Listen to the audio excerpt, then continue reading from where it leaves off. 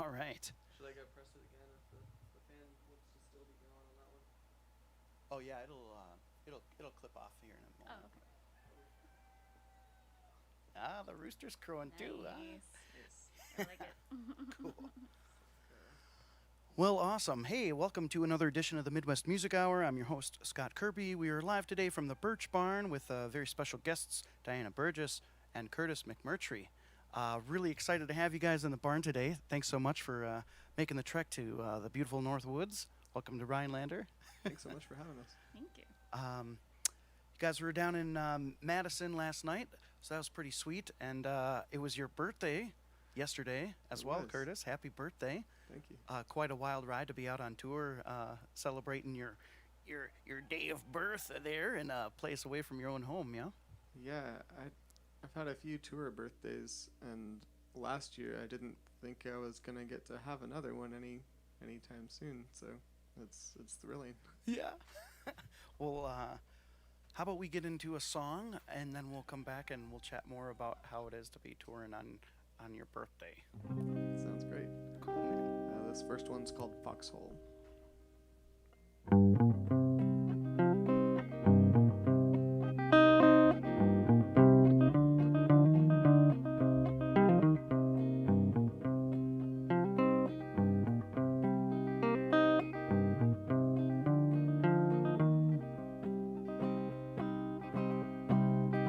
I saw you shining like a lighter in a foxhole, and without delay I put you in my sights.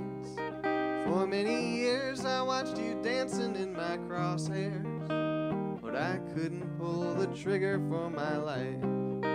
But then one day I got the stones to take your hand, dear, and I won you with a flower and a smile. Though all I had to offer was a fireplace and a face you learned to love after a while.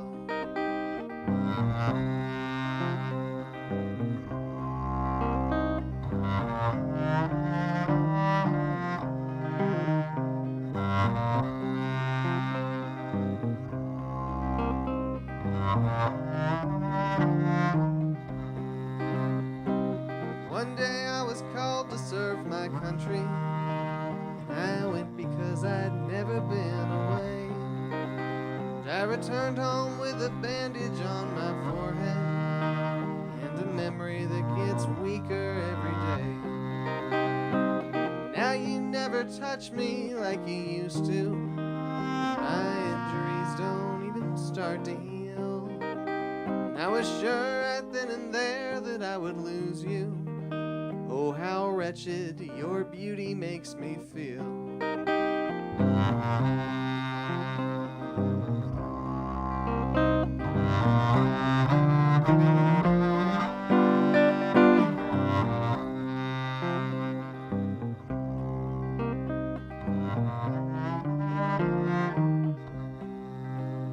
And I used to think our love was but a trifle. I was surprised it lasted through the month of May. But now I am too old to lift my rifle. You're still here to watch me waste away. My love, I've lost so many friends since we got married. And I know that you could say the same to me. I believe I was the first to ever catch you. Perhaps I should be the first to set you free.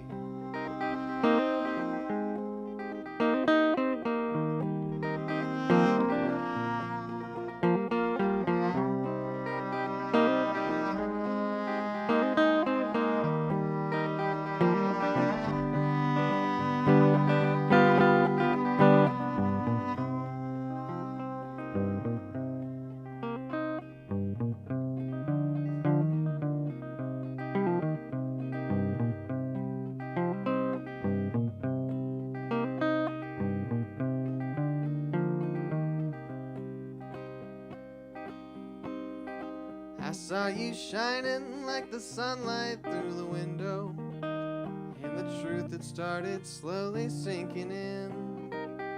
And I knew when I walked out the door this morning, I I would never see your pretty face again.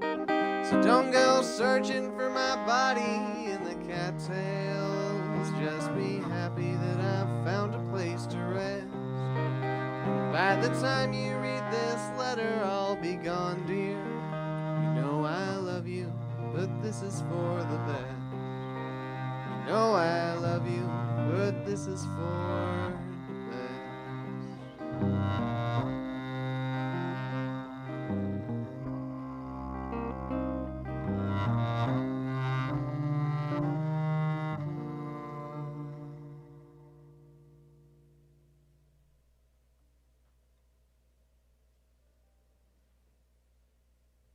Yeah, well, that's a beautiful tune. Thank you. And you wanna? Can we talk about it? Sure. You want to? Yeah, we can. Okay. Where should we begin? Well, I wrote that song in 2011, so 10 years ago now. No, I wrote it in 2012, 9 years ago. And I'd recently read an article about how in 2011, for the first time in this country, suicides among veterans had outpaced combat deaths. And I didn't consciously try and write a song about that. That's not usually how my songwriting style works, but sort of as I was building the verses, the ending became inevitable. So, but it was definitely, I'd read the article fairly recently before writing the song. And I imagine you've had all sorts of people probably approach you about the content of that, and you know, tackling an issue that, you know, that's reaches and affects so many different people.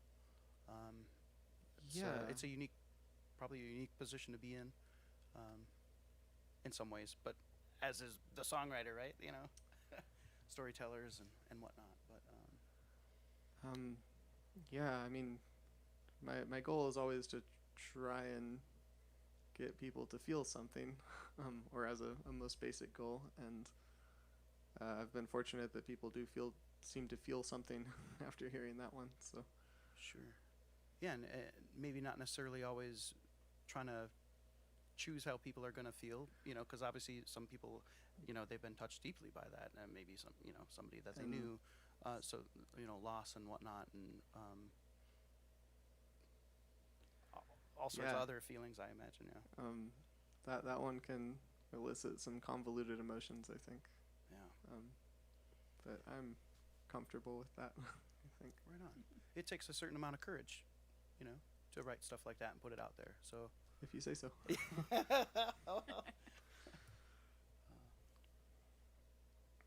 Austin, Texas. Yeah. We're both born and You're raised both from there. Austin, Texas. And it's you guys have not been this far north in a while, obviously. But this is your first time in Rhinelander. Yeah. Thanks for inviting us. It's very pretty up here. There are actual fall colors, which we are just amazed at, being from Texas. Yeah. Yep. The leaves turn a duller green in Texas. And then just die. And then just fall off the trees, if they fall off the trees. Sometimes they stick around a few years. Wow. That's wild. It's got a rich music scene, though, Austin, Texas, obviously famous for lots of things. How is that to be in that place? Do you guys feel like, is there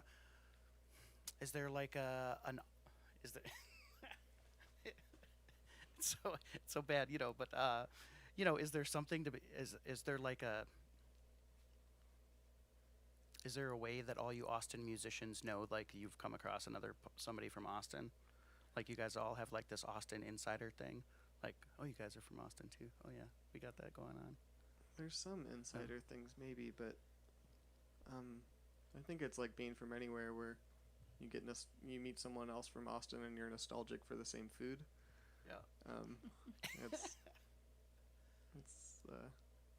I'm not sure there's a distinctive musician. Yeah, and kind of these inside days it's harder to find people in Austin who are from Austin.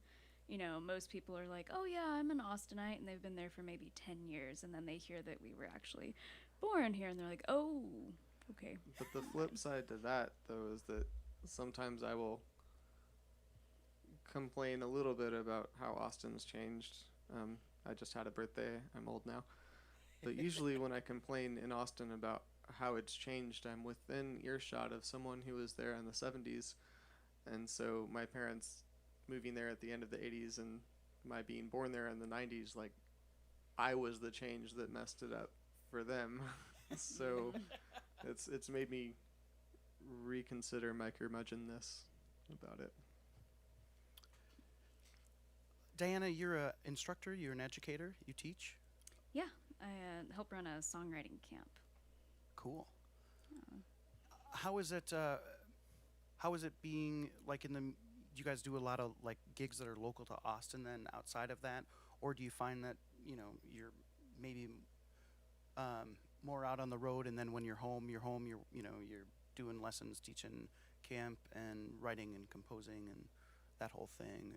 Is your home life kind of your home life, and then touring is where you do a lot of gigs? Or do you find that you got a lot of gig opportunities there in Austin as well? Yeah, there's a lot in Austin, and I'm lucky as a cellist. There's a lot of different things I can do. I've got a regular church band gig, and I play weddings and fill in with other songwriters, and lots of different things. And I play with Curtis fairly often in town also. Getting to tour is really special though. Definitely very lucky to do that. And my first touring experiences were with my other band, Mother Falcon, which were a very different tour experience than traveling with Curtis. Like as different as you could imagine. On smaller scale. Yeah, Mother Falcon is a 12 to 15 person band. Oh yeah. So my introduction to touring is not like anybody has experienced. So it's kind of funny for that to be my understanding of touring. Like in my early 20s, I was like, okay, cool. So this is what it's like. Yeah. Yep. Right on. Yeah, it's a big bus or something like that. No. Or no. Just Two little vans. vans. That's sweet though. I thought a good kind of motto for how we toured was just always touching. You're always touching somebody or an instrument, or it's just very crammed. But when you're in your early 20s, it's just so exciting, and you don't think about how uncomfortable you are. So That reminds me of a documentary I saw, From Austin to Boston.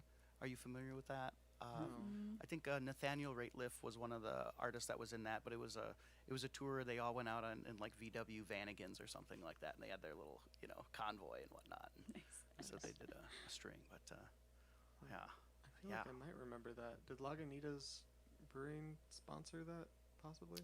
Possibly, sure. I know they used to sponsor a lot of trips down to Austin for South by Southwest. Sure. Oh yeah, of Nice. course, the big music festival that you guys got down there. But It's gotten smaller in the last 2 years, I promise you. oh sure. Wow. Well, you both have albums that you've released recently.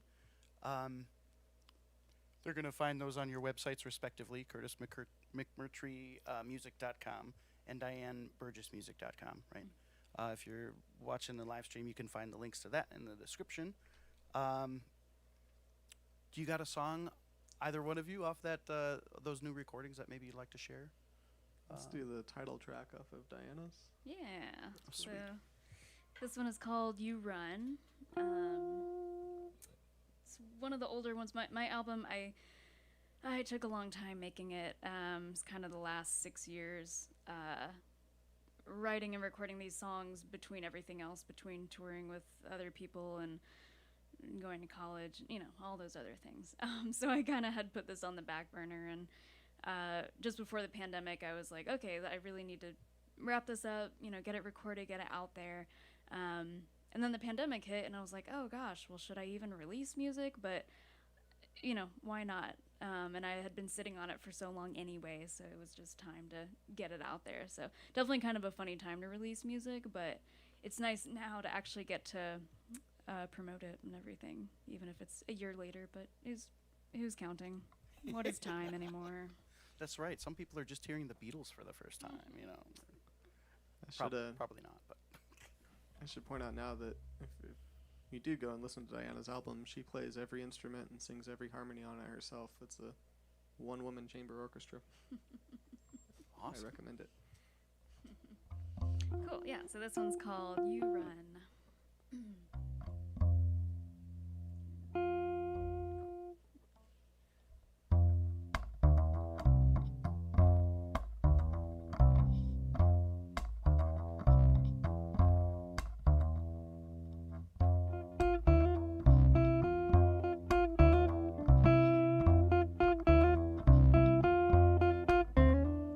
You run like sand between fingers.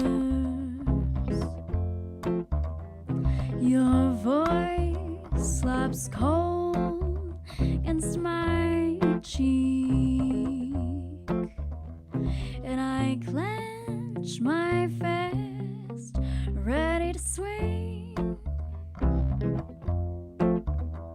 But I see that you're too weak.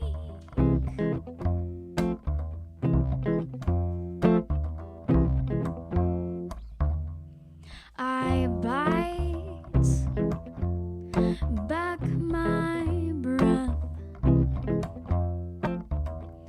You're not worth the air. I swallow my pride like a key. I'll light the match and walk away.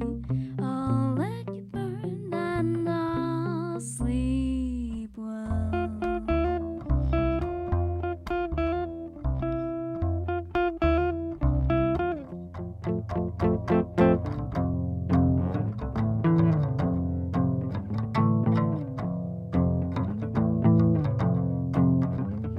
You think that you know me so well. We do what we must, dear. You never can tell. You reach to the insides, but that wasn't me. Found a new creature, let's bury it deep. I still can't look you in the eyes without grinding my teeth.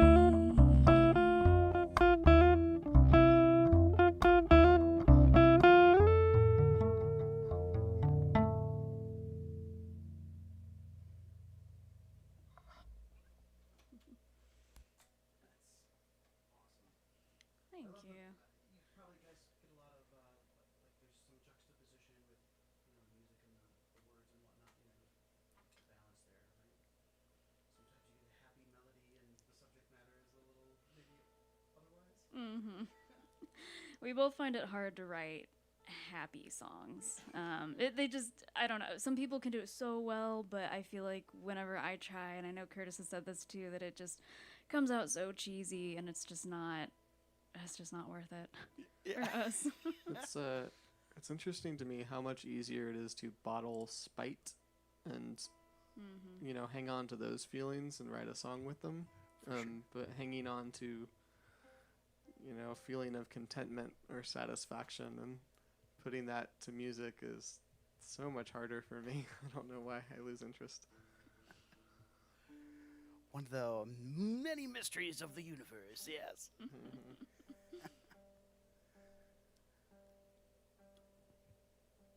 Oh, well, I'm sure it's all been kind of strange, but you've been touring for a number of years now. This is not like your first tour, right? No, I've lost count, thankfully. I think I started doing some touring my junior year of college, which would have been 2011, 2012. Those were my first experiences driving from state to state and playing different shows there. So I'll count it, even though I like to think I've gotten a little better at it since then. But the basic premise is the same. Sure. So Any, I guess I always like say, is there something like an experience that sticks out? Like, oh man, we're not doing that again, or like we had such a cool time. I'm sure there's probably a combination of all those. Anything? uh, yes, I'll just say I've learned to appreciate the variety of experiences. Very.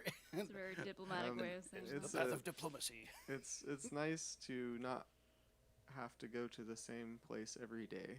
So even when there are occasionally places don't intend to go back to, I'm grateful for the experience and the story later. For sure. And how about you, Diana? Yeah. Similar I boat? think, yeah, definitely same. And yeah, again, touring with Curtis is so different than my first few years of touring experience. So, but yeah, definitely have learned to appreciate any touring experience because there are so many good stories. Right on. And, a year and a half of not having the option, I appreciate it more than ever now. Yeah, I know. Absolutely. Well, and people all over that you're playing for also, they've been in that same boat. Where's my live music, and Sure. and super appreciative to have you here and playing for them wherever you may be doing that, right?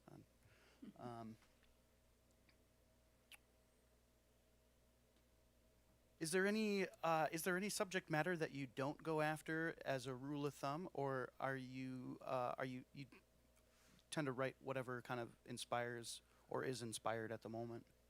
So I'll let Diana answer this after I do because we have different approaches. Sure. But my method for songwriting is to write every day, which takes the pressure off of everything needing to be good. I expect most of what I write to be garbage, and then I get to sift through that. It's kind of, I call it a distillery process because it all starts in one raw Word document that's thousands of pages long, and every month or 6 weeks or so I comb through what I've written there, and that the stuff that is maybe okay goes into a next Word document, and then I comb through that, and the stuff that's a little better goes into another one.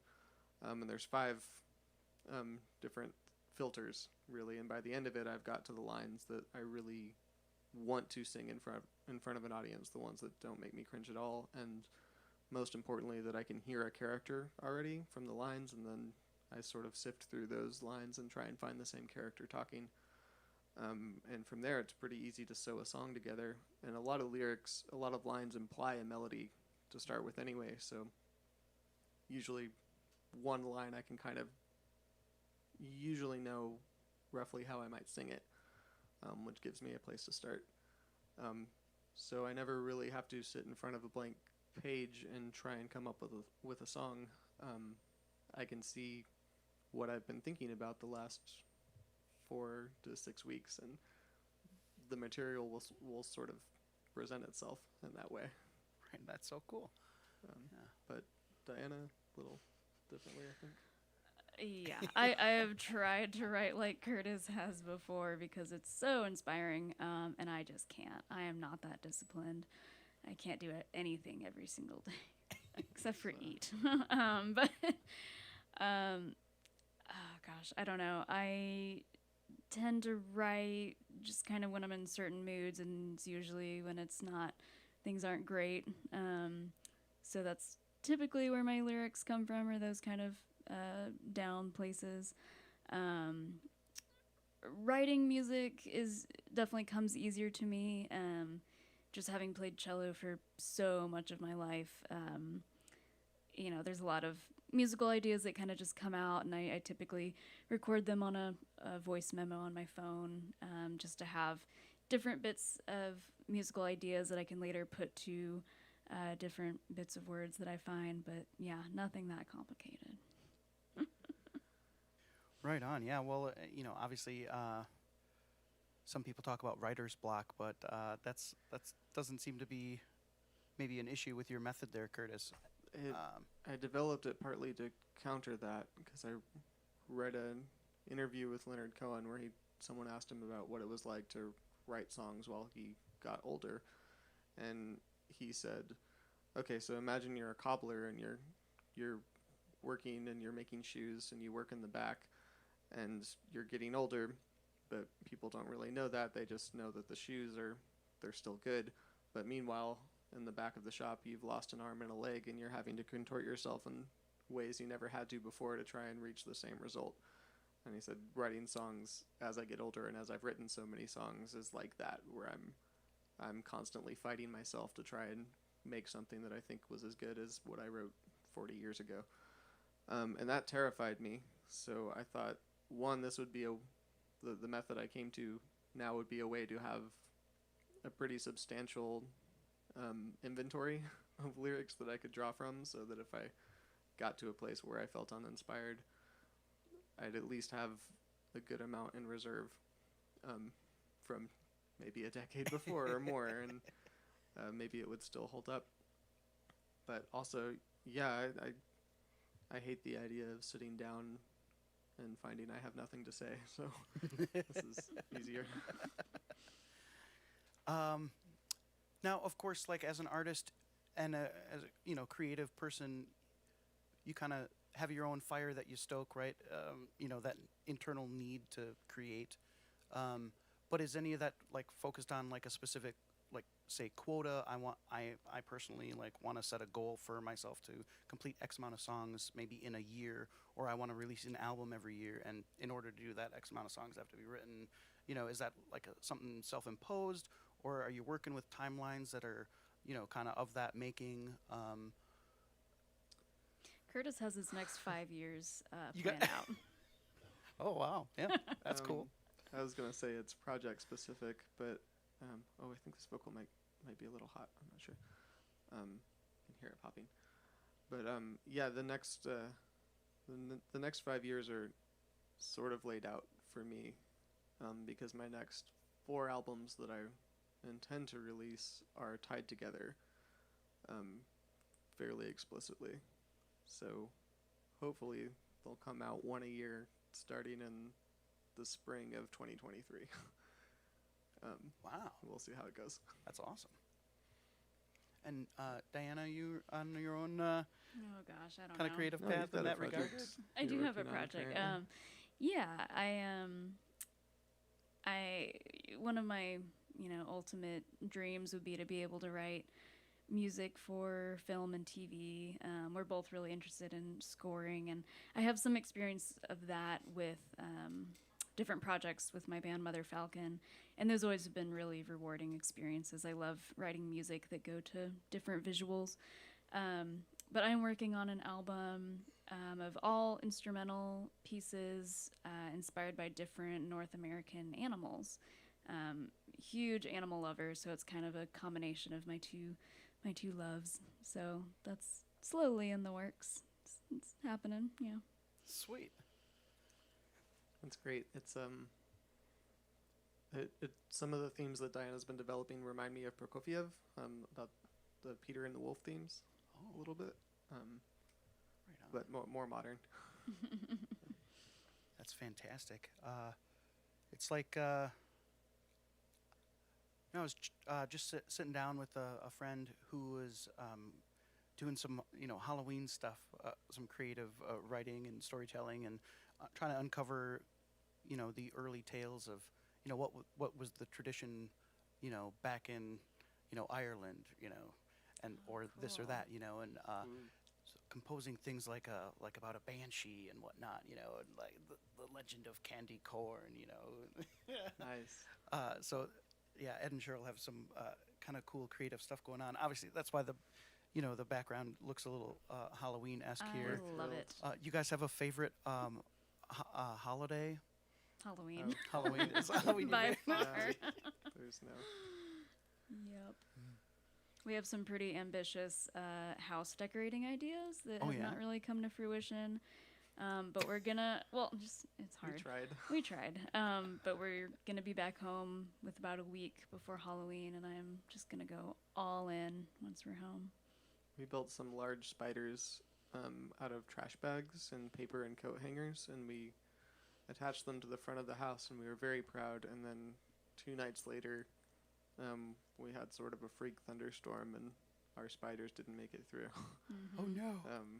We're gonna have to build more resilient spiders, I think.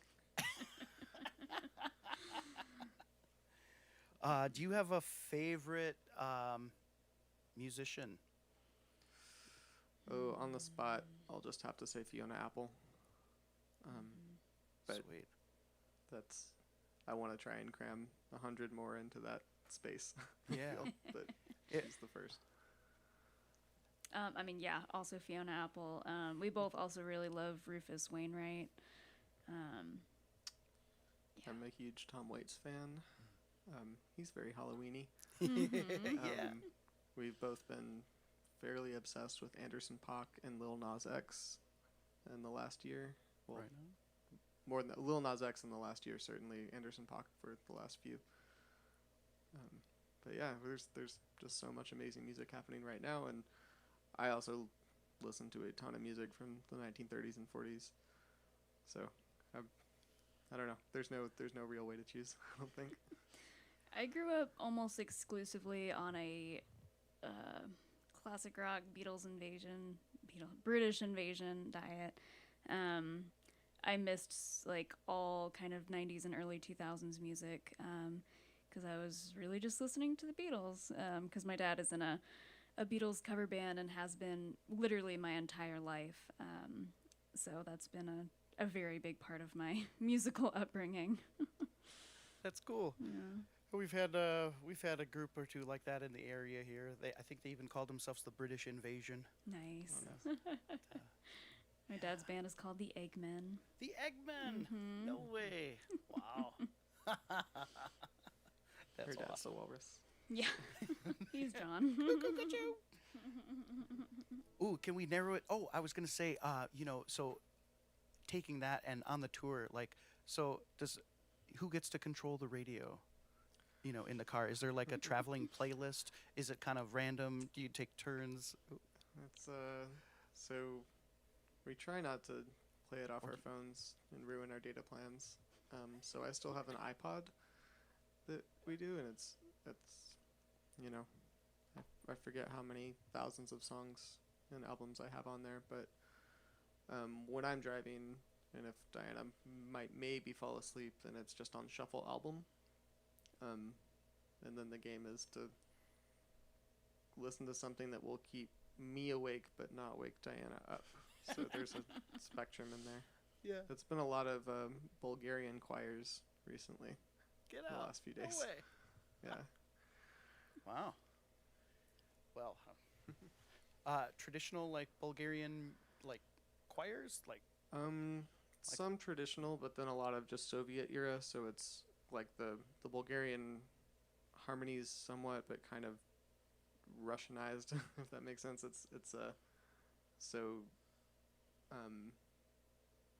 Generally more members in the choir, not your standard 3-part, and less of the sort of crying out motion. It's just a little. It's closer to like a German choral piece, but wow. it has Curtis studied ethnomusicology in college, if you didn't pick up on that.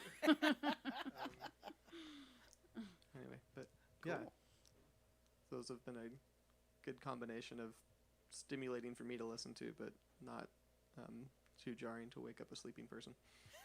Yeah, absolutely, man. What a balancing act that must be, cruising down the highway, man. Well, hey, how about another song? This next one's called Wrong Inflection. It's our spite pop song.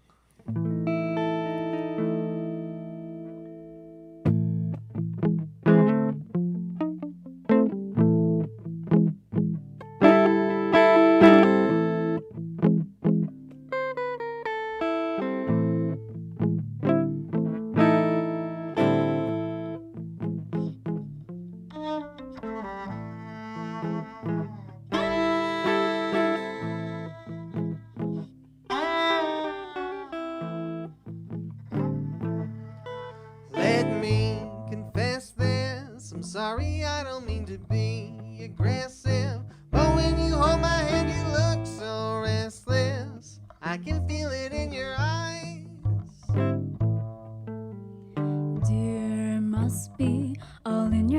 'cause I'm hiding nothing.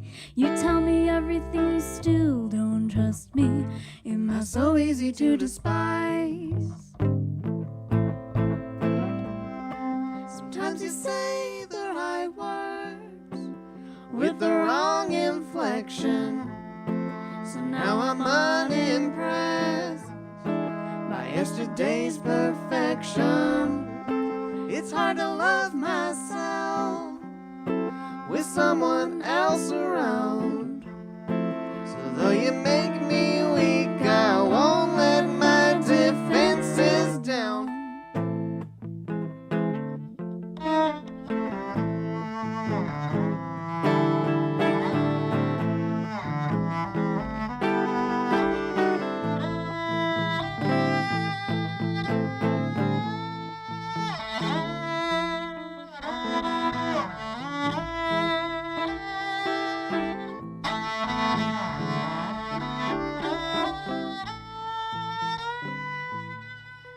I stay on my guard, 'cause every time we fight you push me too far. Stop insisting that I take things too hard. You know I bruise just like a peach. Love, that's not true. Don't pretend to know the pain I've been through. When everything you had was handed to you, you never even had to reach. Sometimes you say the right words with the wrong inflection. So now I'm unimpressed by yesterday's perfection. Don't sweep me off my feet, I like it on the ground. So though you talk so sweet, I won't let my defenses down.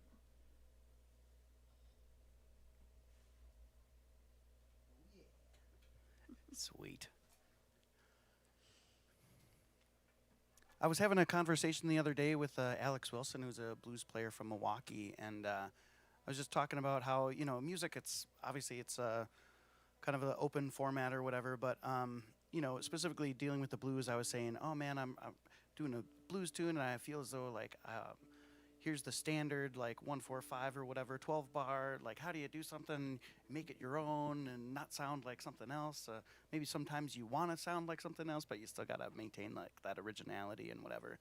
And so like a song like that, it's like those little riffs, the little melody lines in there. It's you know, it's like it's always something interesting, right?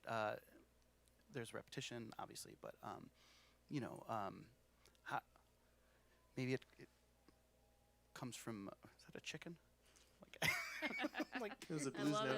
it. so what are they doing out there? No, there's just a really amazing level of originality with these compositions that we're hearing today, and Thanks so much. you know, obviously maybe having studied all sorts of different types of music has really helped shape that for you, being able to, you know, not only identify what has been done, but where are those little pockets of nuance that I can, you know, carve out my own little space in there. Partly. And then sometimes I'm trying to imitate something and I just miss the mark. Oh. That's end up with originality when I meant to be a clone. Sure. Is that what? Well, is that particularly true of that song? Maybe not quite. So that one, some of those little squiggly licks in there are definitely me shooting to play a little like Mark Rebo and Miss. Okay. So there's some of that, and then I was also for that one very much inspired by a band called SAP, PSAPP. They call themselves a Toytronica duo. They were one of the fortunate bands that broke around 2006 when iTunes was at its apex, and they ended up getting the theme song for Grey's Anatomy, and now they live in a castle and don't need to, like, actually literally live in a castle The dream. and no longer need to release albums. Sometimes they do when they feel like it, but it's been ages. Whoa. Anyway, they have a really delightfully sophisticated sound, and it's a lot of it's samples, a lot of it's toy instruments. A lot of it's cello, a lot of it's guitar. And I was trying to condense some of what they did into just guitar work. And so, again, I tried to imitate something and missed. Well, you ended up with something that was very cool and uniquely yours, and pretty awesome piece of music there. Well, so thank you. Thank you. Should we do another one of yours? Yeah. Oh, do you want to do one without me getting in the way? That might be best. Sure. Let's do that. Sure. Yeah, I'm just going to come up there and grab a cable and get this device plugged in so I don't lose control. Okay.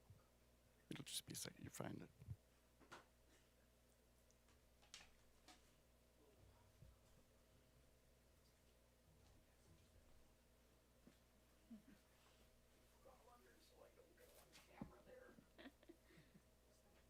Oh, I'm not. I'll look this way. Oh,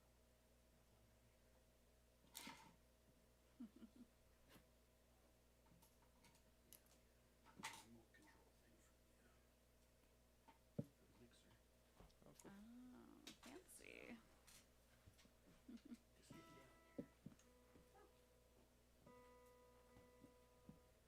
Technology stuff, you know, if you pop off the DAW, then it goes into like steps recording, and but you might have to close out there to like make an adjustment. Sure.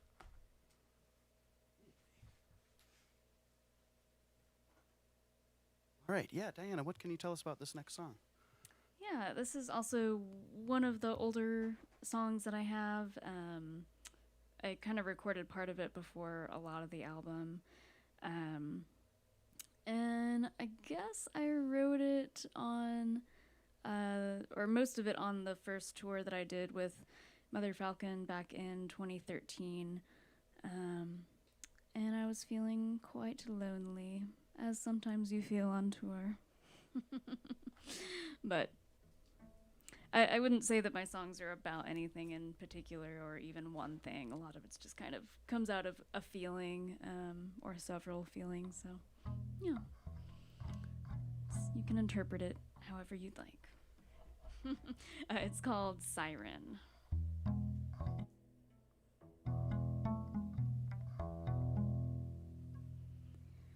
You pour a cup into my hands, let the light fill the room. The air fills our lungs, been a while since we've breathed.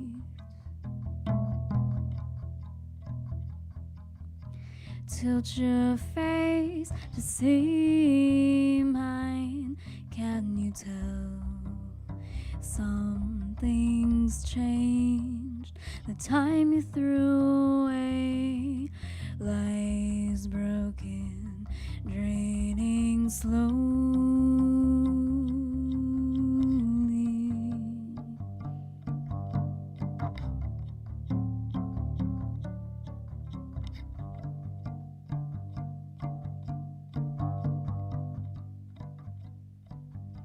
You say you've seen these stars before, all mine have been hidden.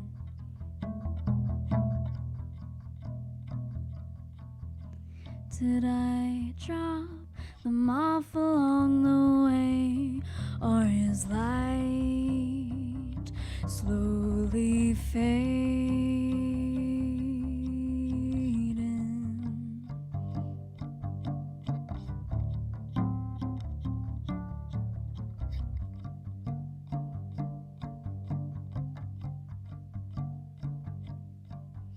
Street sounds so loud when you're trying to take it in.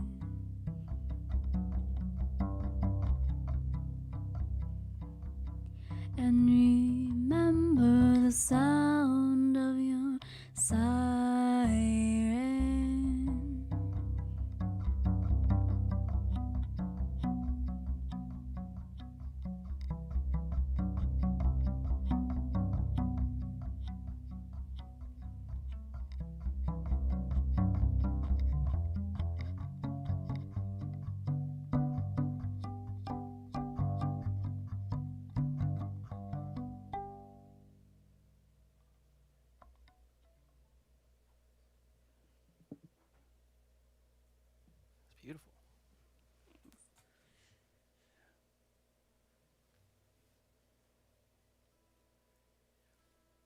Uh,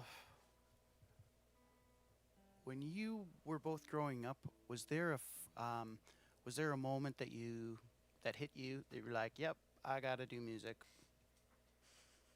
I think for both of us, I don't know if either of us really considered other options. Mm-mm. I think we With both having parent musicians, it was always just kind of a thing, and I think somewhat expected, at least for me. Not like in a pressure way, but my parents thankfully had me start cello when I was 5. At that age, I was like, okay, I'll do the thing. You know, it's kind of just, it's not like you. I wish I had a story of like, I saw a cellist perform and I was so inspired, but it's kind of just like, parents signed me up for lessons. I was like, cool, I guess I do this now. And it was just such a big part of my life growing up. And I met so many of my friends doing that and just had so many great experiences. So it's like it was such a positive aspect of my life that I think in later high school, I had, done pretty well at different classical competitions and such. And so when I was thinking about college, I was like, well, I don't know what else I would do. So I like playing cello enough, so I'll do that. It doesn't sound very inspiring, but it was kind of just like such a normal thing for me at that point. I was like, okay, I spent all this time on this thing, so might as well, try to get a little better at it and see where that takes me. the Right way on. I often describe it is I have a lot of friends who their parents are doctors or their parents are engineers, and they've followed in those footsteps because that was the life that was familiar to them. And I feel that that's what music has been like for Dianna and I, where we saw that modeled. We didn't see working in an office or a hospital modeled really, and so um, we Yeah. just went to what felt the most natural. The amount of green rooms that I fell asleep in as a child is just, I Exactly. think that's maybe why I'm such a heavy sleeper now, is like I could sleep through anything because it's just like, oh, I'm at my dad's gig and I'm sleepy because I'm like 5 years old. So just, very normal. That's very cool. Um, I was I was reading that Curtis, you had gone to Nashville for a bit and you got to study with Guy Clark. Yeah. Um, and when I say study, I'm not sure exactly what that means. Um, Obviously, it must have been a really cool experience. He's national treasure. Definitely. Great music and everything. A friend of mine, Barb, has like she loves Watermelon Dream. You familiar with that one? Hmm. Okay, cool, sweet. She's gonna say, "Oh yeah, I like that one too." Obviously, but anyway, um, what you want to talk briefly about that, or what that means in terms of like studying with Guy Clark, like hanging out in a studio, like It was all at his home. Um, he like I of course I feel very special that I got to have that time with him, but he would do that with lots of people. Like I was one of hundreds of co-writes Guy did in the year and a half that I was around him. He was still just having multiple people over most days to write songs. So, as thrilled as I was to get to be around him and get to know him and make some songs with him, for him it was business as usual. He wasn't, he didn't think anything of it. He was trying to write as many songs as possible. And even when I knew him, which was 2013, 2014, um, he still in his head was like, it would be great to write a hit. Like even now, he didn't really, he didn't like the sound of Nashville country at the time, but he wasn't opposed to the idea of making money off it either. So, but I usually would try and write with him whatever I thought he would get excited about, which was pretty much never what was happening on country radio at the time. So, what we wrote together was always fairly dark and, you know, um, a little creepy. We wrote one song about Lady Macbeth, or from Lady Macbeth's perspective, and Oh, I yeah. was very excited about that one. And Well, that's, yeah, I'll take that with me forever, having Guy Clark be excited about a song we wrote. That's sweet. Should we do another one of yours, Diana? Yeah. Let's do. This is pretty Halloweeny too. Oh, That's true. It's called Beast. beast. Sweet. This is the, I guess, first track off of my album.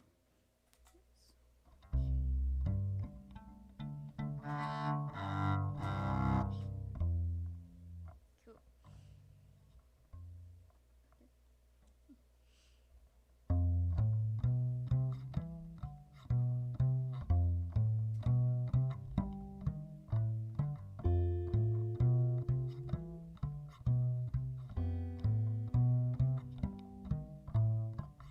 War against me, dear. Drink my fire, starve me still, dimming the light. To feel our scars up close.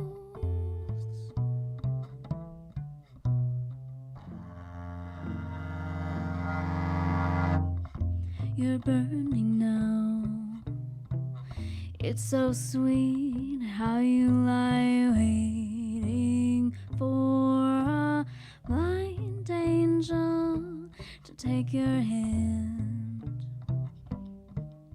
It's a long way to fall if you're looking up, but you found some peace. Down to a place while you feed your beast.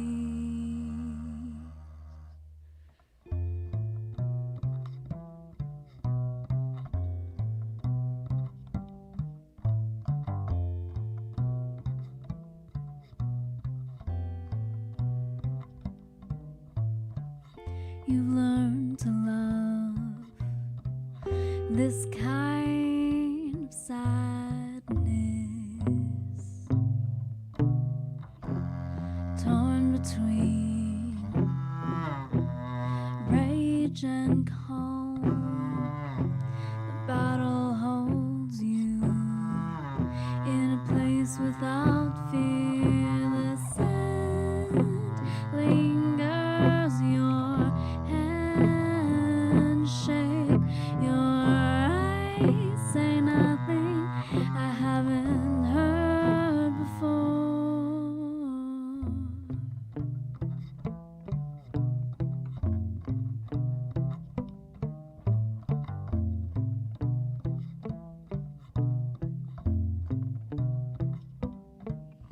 It's a long way to fall.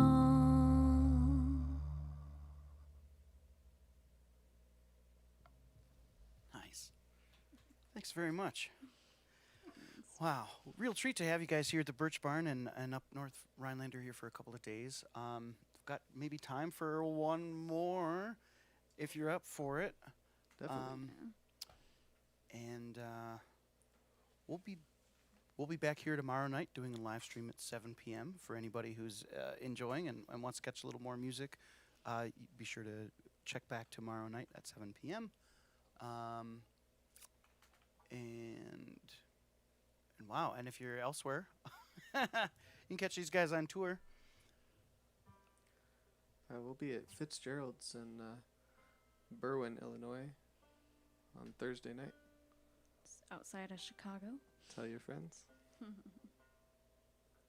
And then Livonia, Michigan, the night after that at Trinity House Theater.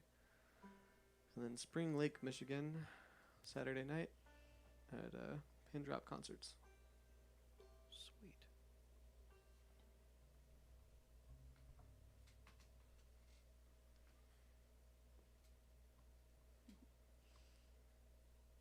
Favorite color?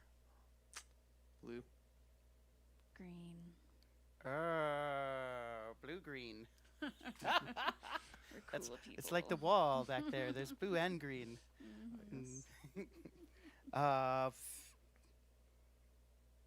Favorite beverage? Coffee. Coffee. Black, black or with sugar and cream? Black. Black. Sweet. Dianna used to prefer with milk, and I've converted her. It's true. I've been converted. Victory. What excites you about the future of music? Everything. I guess just all the different shapes and hybrids that are to come. Like, just every day something beautiful is born in music. You guys have a very like unadulterated approach with the instruments and in terms of this presentation tonight. Effects pedals, blah blah blah, studio tricks, wizardry, midis, digital electronics, stuff like that. Is that in your future, in your past, musically? Both, maybe. I'm just not that good with technology. It's- I don't know. I'm not that inclined. Like it's hard for me to. It's I have such a learning curve. I think so. I think that's why I haven't gotten into more loop pedals and synths and different things like that. And honestly, playing cello is hard enough. So I'm like, okay, I just need to focus on that right now. For me, it's kind of project specific, where if I'm working on something and it needs synths, then I'm excited to use synths. Haven't gone that direction for quite some time, but a lot of synth music excites me, so it could be great. A dance club album. But frequently, I'll opt for pedal steel where a synth might go in the mix. That's an instrument I still think has been left unexplored in many contexts, and so I reach for that first, or rather reach for someone else that can play that. There are not many people. Yeah. Cool. What do you got here with the song selection? We'll smash two together. The first piece is called 1:27:17, and we'll follow that immediately with a song called The Cavalry Is Here. Both of these are on my most recent release, Toothless Messiah, which came out in February of this year, 2021. Awesome. How are you adjusting to the new regime? I find that I crave blood. I think it might be worth the scars you say it's not. There are lines we never cross, no matter who's in charge, or so you thought. And are you still resigned to least resistance while our opponents do their worst, embrace divisions and incisions that can never be reversed while we still have our teeth? I pray we find the strength to bite, for I find I have lost hope, but not the will to fight. How are you adjusting to the new regime?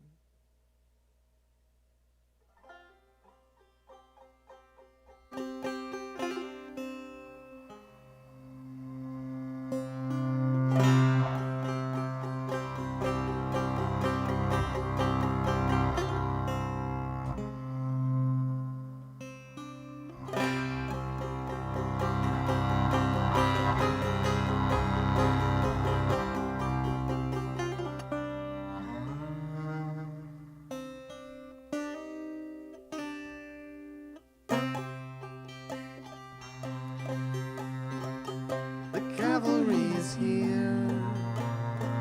They have already surrendered. We turn against ourselves, divided by defeat. And all that we have built, it will not be remembered.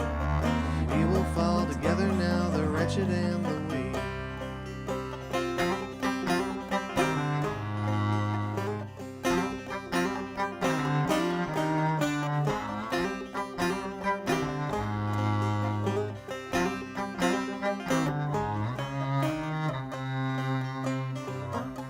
First we were too proud, too slow to notice. They covered up the sun, still we waited for the dawn. And I still hear your voice like a swarm of locusts, telling us to compromise till everything was gone.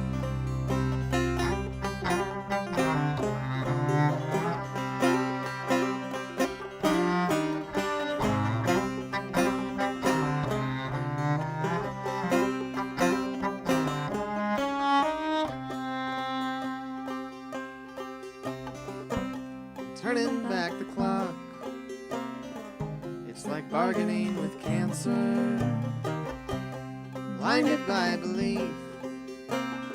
You took the devil at his word. Don't bother with your prayers. Can't you see they have been answered? Every now and then we catch the hell that we deserve. Yes, every now and then we catch the hell that we deserve.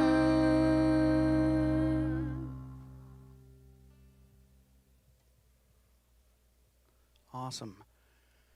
Curtis McMurtry, Dianna Burgess, thank you so much for being here today and so much for having sharing your us. music and Yes. a little bit about it, and all the other silly things that you've allowed me Well, to talk to you about. Thanks so much for inviting us. Yeah, this is wonderful. We really appreciate it. Absolutely. Well, yeah, look forward to the session tomorrow night, and be sure to hop on the websites and check out the new music that's out there, and supporting these artists is really important. We certainly appreciate all of that. So be good to one another, be good to yourselves, stay safe, and we'll catch you on the next program.